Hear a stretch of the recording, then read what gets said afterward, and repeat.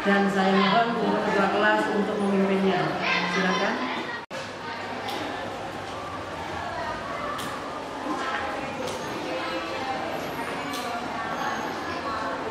Doa mulai.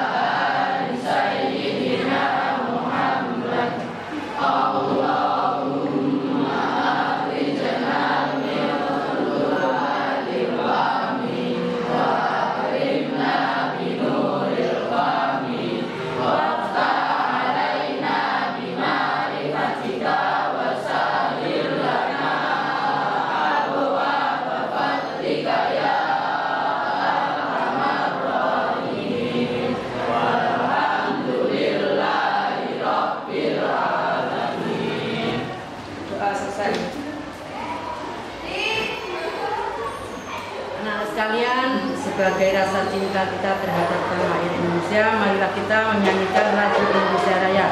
Dan saya mohon anak sekalian untuk berdiri.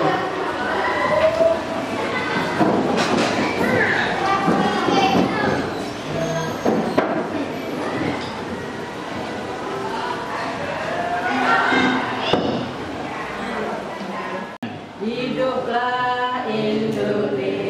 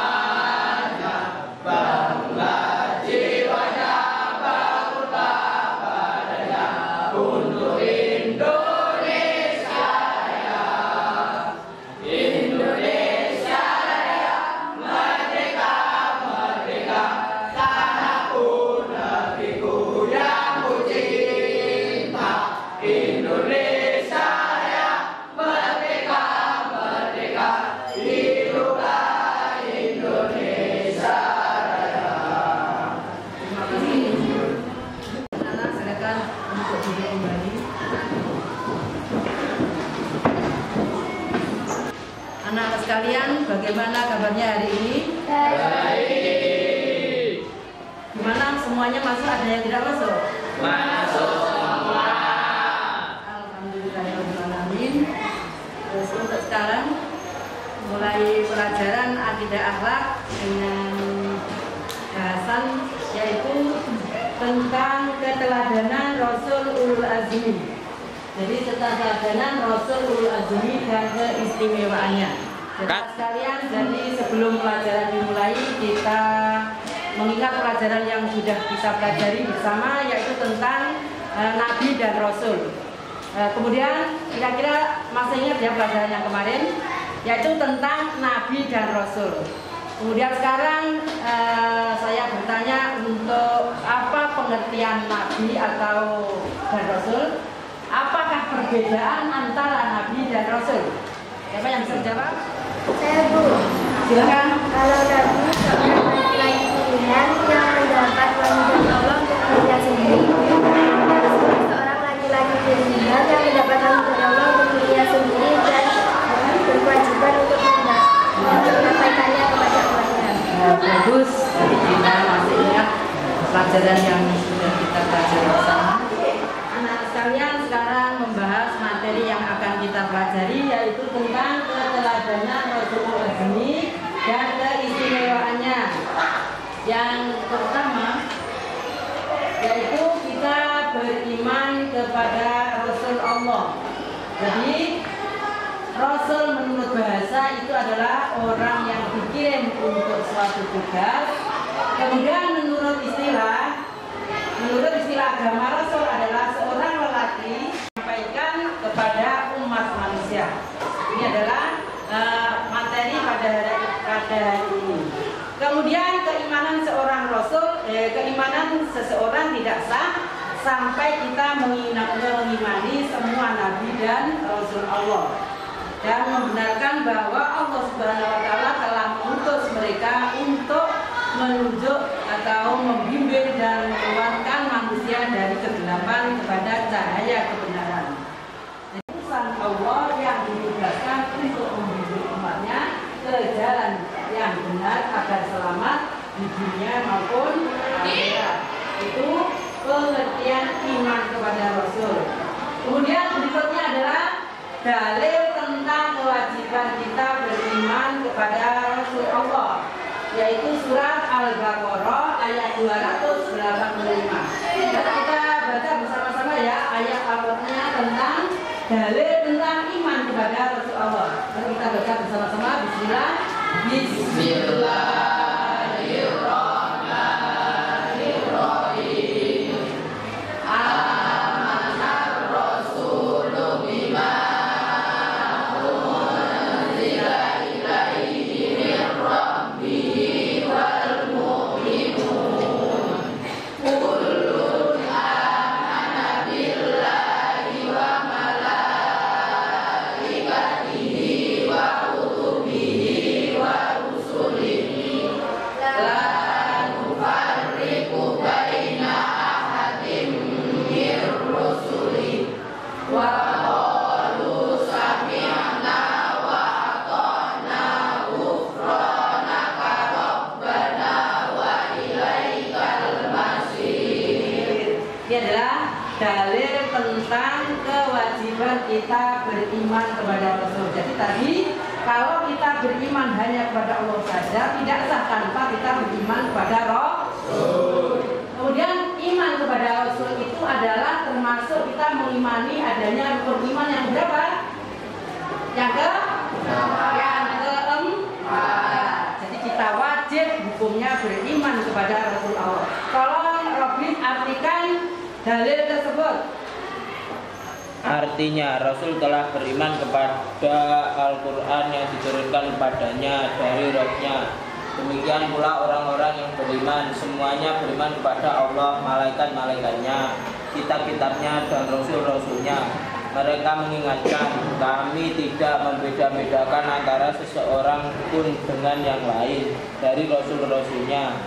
Mereka mengatakan kami dengar dan kami taat. Mereka berdoa, ampunilah kami ya Rabb kami, dan kepada Engkaulah tempat kembali. Quran surat Al-Baqarah ayat 285. Terima kasih.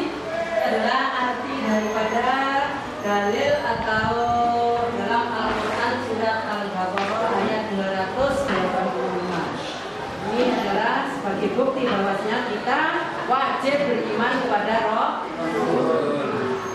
Untuk selanjutnya yaitu tentang sifat-sifat bagi Rasul Allah. Jadi sifat-sifat bagi Rasul Allah itu ada berapa? Tiga. Yaitu ada sifat wajib, ada sifat mustahil, ada sifat jaiz. Itu kewajiban sebagai kita sebagai orang yang beriman.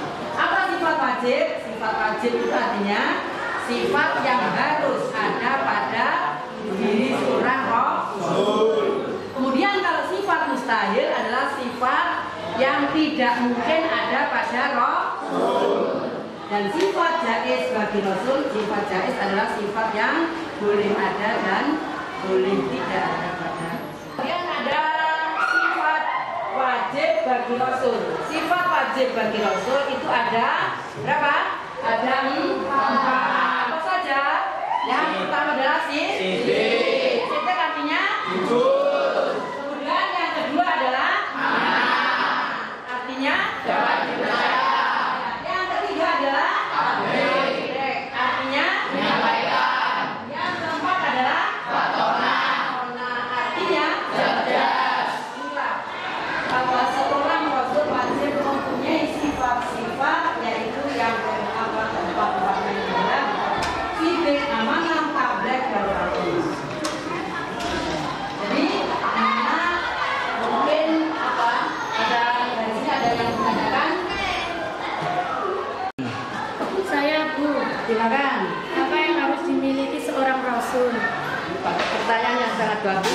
yang harus dimiliki oleh seorang rasul adalah ya sidik, amanah, tabligh, makonah. Itu yang wajib dimiliki oleh seorang rasul. Karena kalau tidak mempunyai sifat-sifat demikian, ini berarti seorang rasul tidaklah akan mencapai yang derajat yang sempurna. Dan anak-anak sekalian, sekarang tugas kalian adalah berdiskusi kelompok, yaitu tentang cobaan dan rintangan yang dihadapi oleh Rasul yang mendapat gelar Ulul Azmi. Silakan setiap kelompok menulis hasil dari diskusi tersebut. Kemudian nanti salah satu dari kelompok tersebut untuk mempresentasikan ke dalam atau ke depan. Paham ya? Saya silakan untuk diskusi masing-masing untuk diskusi kelompok. Silakan. Ya, ini sudah ditulis untuk kalian termasuk kelompok 1 yaitu Nabi Nuh. Silakan dicatat hasil dari diskusi tersebut. Silakan dicatat. Silakan kalian berdiskusi tentang kisah Rasul yang kisahnya Nabi Muhammad. Nabi Muhammad ini ditulis dari hasil diskusi tersebut bagaimana cobaan dan rintangan yang dihadapi oleh Nabi Muhammad SAW. Kita cobaan dan rintangan yang dihadapi oleh Nabi Nuh. Silakan dicatat hasil dari diskusi tersebut.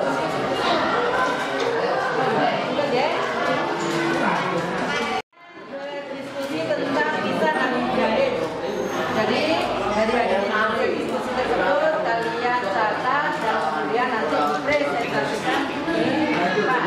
Untuk kelompok ini kalian harus mendiskusikan tentang kisah Nabi Ayub, Nabi Isa ya, Nabi Isa. Kemudian nanti ditulis hasilnya, kemudian nanti dipresentasikan di depan. Siapa kelompok apa? Yang waktu siapa? Dan anak sekalian, karena kita habis diskusi, sebelum diskusi dipresentasikan di depan, mari kita mengadakan SBT atau tepuk apa? Semangat. Saya silakan untuk berdiri semua.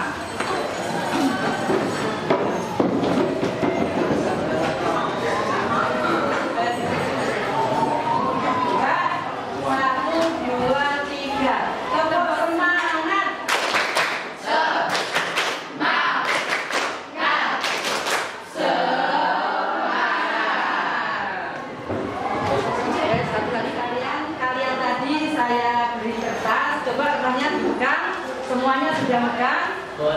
Ayo semua. Ini semua sudah megang ya? Yang belum megang berapa nak?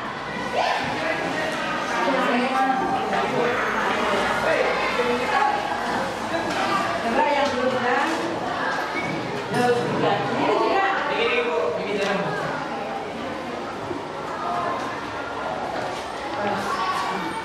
Sekarang kalian menulis huruf hijaiyah. Huruf hijaiyah ada berapa? 29.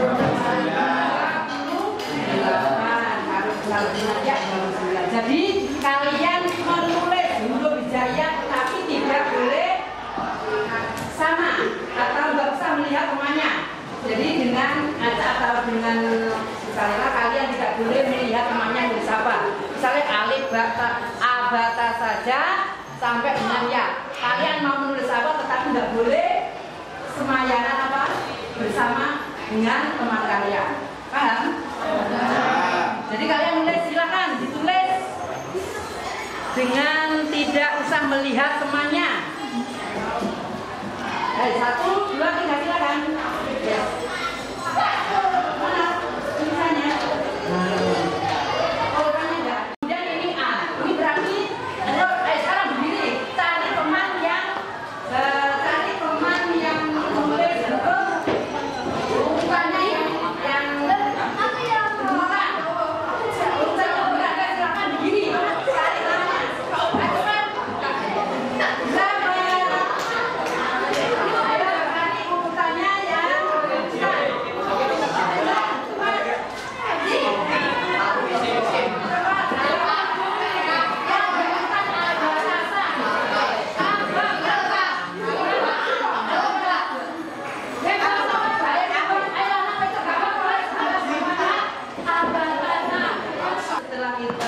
mendapatkan SPG. Sekarang kita mempresentasikan hasil diskusi tadi.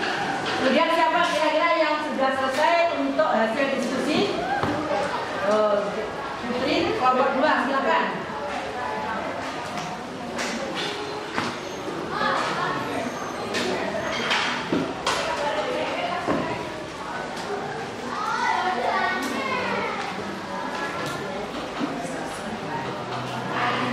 Nabi Nuh alaihissalam berdakwah selama kurang lebih 950 tahun. Tetapi yang beriman hanya 80 orang. Jumlah yang sangatlah seimbang dengan lamanya berdakwah. Walaupun setiap diajak dan diserukan ke telinga mereka selalu ditutup dengan jari-jarinya. Namun Nabi Nuh alaihissalam dengan kesabaran dan ketabahannya tetap terus menyeru kaumnya agar hanya menyembah kepada Allah Subhanahu wa Ta'ala. Sampai akhirnya azab ditenggelamkan oleh Allah berupa banjir besar dan menenggelamkan semua orang yang tidak beriman termasuk istri dan anaknya sendiri. Ya, terima kasih sekali. Silakan untuk selanjutnya kelompok mana yang mau maju ke depan? Silakan. Silakan maju.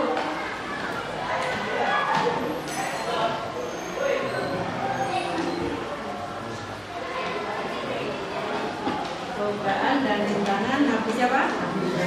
Nabi. Baik, silakan. Assalamualaikum warahmatullahi wabarakatuh. Waalaikumsalam warahmatullahi wabarakatuh. Nabi Ibrahim alaihissalam. Semenjak kecil Nabi Ibrahim alaihissalam sering berdebat tentang ketuhanan baik pada orang tuanya maupun kaumnya. Kemudian setelah remaja dengan keberanian yang menghancurkan berhala atau patung sesembahan kaumnya, sehingga beliau dibakar api yang sangat dekat oleh Nabi Nabi yang berkuasa pada saat itu. Ya, terima kasih. Bagus sekali. Silakan untuk kembali ke tempat duduk. Mari kita beri semangat terutama untuk anak-anak sekalian yang sudah maju.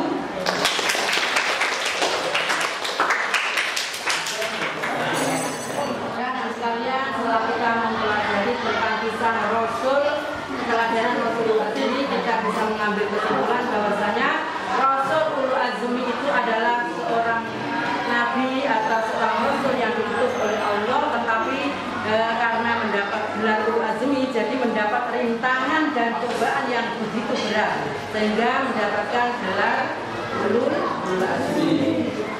Kemudian kita sebagai umatnya harus bisa meneladani atau mencontoh tentang tentang rasul-rasul atau yang termasuk Rasul Ulul Azmi. Ya, saya kira inilah kesimpulan dari pelajaran pada pagi hari ini. Jadi saya mohon apa yang sudah kita pelajari kita bisa mengambil hikmah dan semoga bermanfaat bagi kita semua.